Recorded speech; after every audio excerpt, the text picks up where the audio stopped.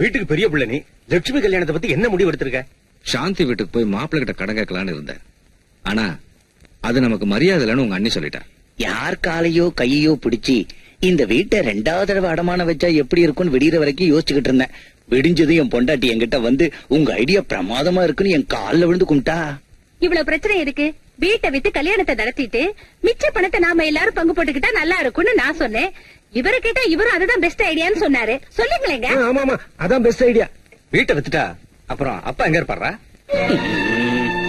அப்பா பெரிய பிள்ளை கிட்ட இருக்கிறதா நியாயம், உங்ககிட்டயே வச்சுக்கோங்க.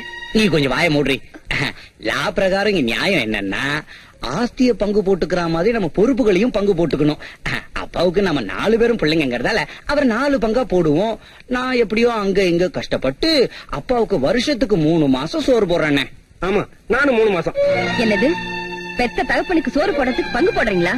உங்களை பெத்து வளர்த்து இந்த அளவுக்கு ஆளாக்குன அவருக்கு கடைசி காலத்துல இப்படி சோறு போட்டு பாத்துக்கிறதுக்கு முன்ன பின்ன யோசிக்கிறீங்களா? இத்தனை நாள் செல்லம் கொடுத்து வளர்த்தீங்களே நீங்களும் மாமாவை சேர்ந்து உங்க சின்ன மச்சினே.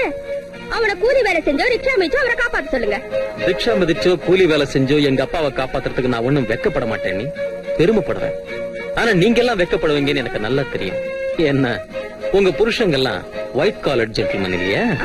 விட்டா போது எவ்வளவு வேணாலும் லட்சம் அடிப்பேன். ஓசில தின்னு ஊரை சுத்துறவனி, உனக்கு என்ன போச்சு? கடன் வாங்குறது அவரு, அதை அடக்கிறது இந்த 3 பிள்ளைங்களுமா? இந்த வீட்டுல யார்கிட்டயும் சொல்லாம ஏன் கடன் வாங்கினாரு? பெரியவங்க கொஞ்சம் இருங்க. அவர் ஏன் கடன் வாங்கினாரா? கூட்டு குடும்பத்துல உரிமைகளை அனுபவிச்சுட்டு பொறுப்புகளை மறந்துட்டு வளர உங்களுக்காக நம்ம எல்லாருக்காக வாங்கினாரு. பிள்ளைங்களும் மருமகளும் கஷ்டம் தெரியாம எப்பவும் சந்தோஷமா வாழணுங்கிறதுக்காக வாங்கினாரு.